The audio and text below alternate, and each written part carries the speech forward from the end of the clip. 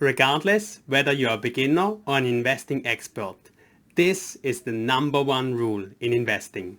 Hello and welcome. My name is Peter B and I welcome you here at My First Million, where we are achieving our financial goals together. So, what is the number one rule of investment? You need to take full accountability for your own investing decisions. So this is the number one rule and you should never forget it. You need to understand what you're doing. You need to know what risk you're taking, and you also need to understand what terms and conditions apply to your investment. So this you always need to take into consideration when you do an investment or make investments. So this also means don't listen to anyone else. Don't listen to any recommendation you hear from YouTube, from any YouTube channel, just like mine. Don't also listen to any recommendations from friends or family, even if they really came from heart. Also, don't listen to any recommendations from your financial advisor or anybody else at all. The reason why you should never listen to anybody and only make the decisions by yourself is you never know the motivations that the person who is giving you the recommendation has. You also don't know their financial situation, as well as you don't know their investment philosophy, at least potentially not well enough in order to really fully understand why he's giving you these recommendations. So there could be many reasons or motivations behind this. Maybe the recommender could earn a commission when he's giving you the investment, the recommendation. Or if you are putting your money into the investments, he might get some money as a earning from back from that. Or he might be giving this recommendation because maybe he wants to pump an investment, and then once the price is going up, he will dump his own investment shares to a higher price with an earning, whilst maybe the later the people who are coming after them, they might have paid too high prices. So he might want to follow a pump and dump strategy. Maybe he's only giving you the recommendations based on another person's, even a third party person's recommendation. Maybe he has heard it from his taxi driver. This is the most common example. Or like on the neighbor table when he went to the restaurant, or maybe from another friend, so to speak, or another family member, that he was giving this recommendation to him, and therefore he's giving the recommendation to you now. And also one thing that you always need to consider, maybe this person really gives you sincere suggestions, but maybe he has a very different risk tolerance than what you are having. So for instance, if the investment is going down, he's okay with that, but maybe you have a different risk tolerance and don't want to see your investments going down. So there's a lot of things to take into consideration when you hear any recommendations. So let me give you some example. I think one of the most famous examples is what you potentially all of you already have heard before, is the example of the uncle who went into real estate investing in 2006, so right before the bubble burst. So he started to invest into real estate, and then he got burned once the real estate bubble in 2008 popped. So therefore, maybe this uncle might telling you, never invest into real estate, it's too risky. But maybe it's only because his strategy wasn't sound enough, or he was investing at the wrong time, or he didn't take a look at the risk that he's taking well enough before he was starting to invest. So another recommendation, for instance, that I would generally give to most people is, when you are starting out in investing, it's potentially the best way to start is to select a broad stock market index fund on ETF, which covers the whole stock market, and therefore you have quite a good diversification there. But again, I don't know all your situations out there. In my point of view, of course, if you start to invest into an ETF, you should have a very long time horizon, that if there is a downturn, you have time to recover. Or you can also take profit, take it as an opportunity if the prices are getting cheaper to dollar cost average again. But what could be happening from your perspective, though, is that you don't have this long time horizon. Maybe you need the money back in 1 or 2 years because maybe you already know you are going to purchase a house, or you have other bigger expenses coming up, and therefore need the money sooner rather than later than what I would be thinking of when I give the recommendation to start investing into ETFs.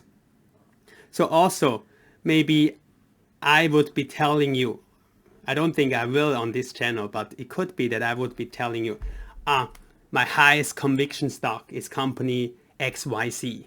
And these are the reasons why I think the company is great. And once you hear this, you get very excited, and maybe, or you might get very excited and start to invest heavily into this position.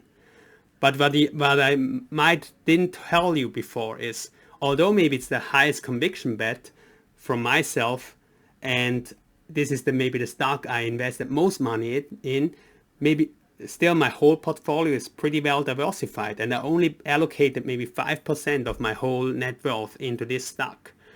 So if you are going then into this stock very heavily without fully understanding what you're doing, and maybe putting 50% of your net worth into the stock, it's very likely that you're taking way too much risk just into one investment. So you don't know all the details, just like here, if someone gives a recommendation. Another possibility again is, again, what I mentioned before, is the risk tolerance. I might have a very high risk tolerance. So if stocks are falling 50% or even 75%, I'm okay with that because I have a very long time horizon. Or I will even be happy because I can dollar cost average in again and buy more shares at a cheaper price from a company that I'm very excited about. But you might not be ready to take these risks, and especially if you see it falling, you're not clear whether or not you made a mistake here, or this is just a part of the cycle. Also, it could be that I will tell you, I just bought another stock, and I think that is a good investment. But what I'm not telling you is maybe my exit strategy. So if the stock 1 month later is already 10% higher, I might be already selling out the stock and take my profits because I think the company already reaches its potential. So you also don't know the person's exit strategies. So again, you really need to understand the risks that you're taking. If you just follow a third person's or third party recommendation, you don't really know what to do when you, for instance, face a situation where the stock has fallen a lot. Should you just hold it? Should you sell it? Should you buy more? What would be the case? This you only can know if you really understand the investment opportunity by yourself. Also, if you only follow a third-party recommendation, you also don't know what would be the exit strategy. Is it really like a buy and hold strategy? Is it a sell again the stock once it reaches a specific level? Or what should you do? In which certain situation you should sell out of the stock? So that's all the risks that you're taking along if you just follow a third-party recommendation blindly. And this is not just for stocks. Similar situations are for other kind of investments like real estate or bonds or others. So if you shouldn't be following other people's recommendations, so if the number one rule again is you need to take ownership, you need to take full accountability of your investments decisions. This doesn't mean that you shouldn't listen to other people at all. Instead, you can take their recommendations as an inspiration. inspiration for a direction where you can do much more further research to fully understand the opportunity and the risks that come along. So don't buy something because of another person, but maybe start doing research because of a recommendation of another person. In the end, you need to understand, you are investing your money. If an investment goes wrong and you lose money, it's you who are losing the money. Nobody else will compensate you for your losses. And in the same time, if your investments go well and you gain money, it is you who will be profiting from. So this is also a reason why, or this is also the main reason why you need to take ownership. Don't blame your losses on other people. You need to take ownership on your losses and your gains. And this also means you need to take ownership on your investments decisions. So to sum it up, do you have also similar experiences where someone gives you some recommendation in the past, which potentially went very well or maybe went very badly? Please share your experiences with us in the comments below. Also, if you have other opinions instead of ETFs where an investor should start to invest, please also share your opinion in the comments. And if you're just starting out, read along what people are saying. But remember, it's your decision in the end. And in the end, you are the one who is taking risks. And of course, somewhere you need to start out. So you can take all the recommendations that you're getting from me or from anybody else as an inspiration. Then try to learn more, try to understand more.